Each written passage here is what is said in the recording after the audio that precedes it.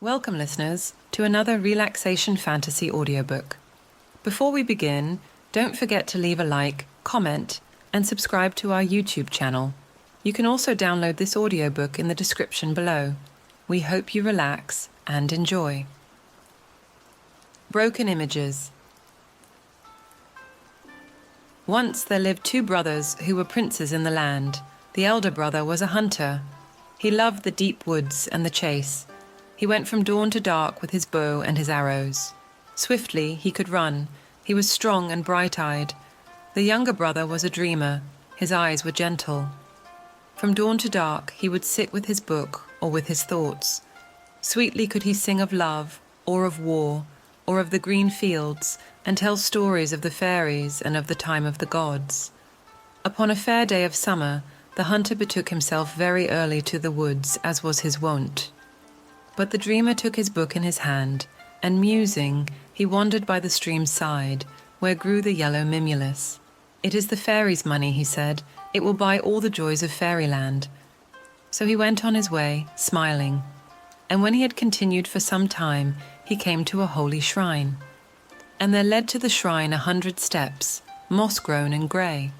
Beside the steps were guardian lions, carved in stone. Behind the shrine was Fuji, the mystic mountain, white and beautiful, and all the lesser hills rose softly up like prayers. "O peerless Fuji," said the dreamer, "O passionless wonder mountain, to see thee is to hear sweet music without sound, the blessed harmony of silence." Then he climbed the steps, moss-grown and grey, and the lions that were carved in stone rose up and followed him, and they came with him to the inner gates of the shrine and stayed there. In the shrine there was a hush of noonday. The smoke of incense curled and hung upon the air. Dimly shone the gold and the bronze, the lights and the mystic mirrors. There was a sound of singing in the shrine, and turning, the dreamer saw a man who stood at his right hand. The man was taller than any child of earth. Moreover, his face shone with the glory of a youth that cannot pass away. He held a year-old child upon his arm and hushed it to sleep, singing a strange melody. When the babe fell asleep, he was well pleased and smiled. "What babe is that?" said the dreamer. "O dreamer, it is no babe, but a spirit." "Then, my lord, what are you?" said the dreamer. "I am Jizo, who guards the souls of little children. It is most pitiful to hear their crying when they come to the sandy riverbed, the Saino Kawara. O dreamer, they come alone, as needs they must, wailing and wandering, stretching out their pretty hands. They have a task, which is to pile stones for a tower of prayer. But in the night come the Oni to throw down the towers and to scatter all the stones, so the children are made afraid, and their labour is lost." "What then, my lord Jizo?" said the dreamer. "Why, then I come, for the Great One gives me leave. And I call, 'Come hither, wandering souls.' And they fly to me, that I may hide them in my long sleeves.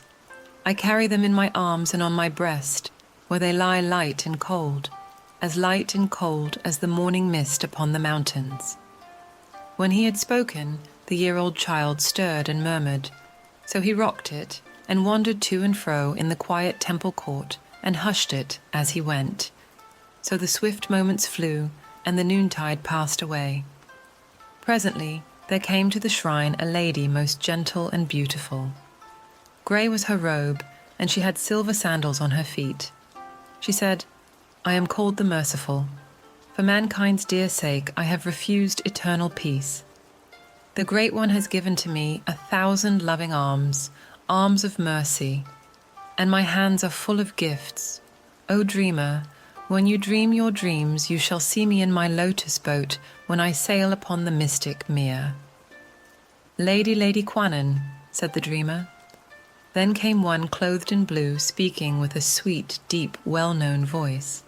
"I am Benton, the goddess of the sea and the goddess of song. My dragons are about me and beneath my feet. See their green scales and their opal eyes. Greeting, O dreamer." After her there came a band of blooming boys, laughing and holding out their rosy arms. "We are the sons of the sea goddess," they said. "Come, dreamer, come to our cool caves." The god of roads came, and his 3 messengers with him. 3 apes were the 3 messengers.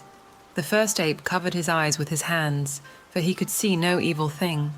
The second ape covered his ears with his hands, for he could hear no evil thing. The third ape covered his mouth with his hands, for he could speak no evil thing.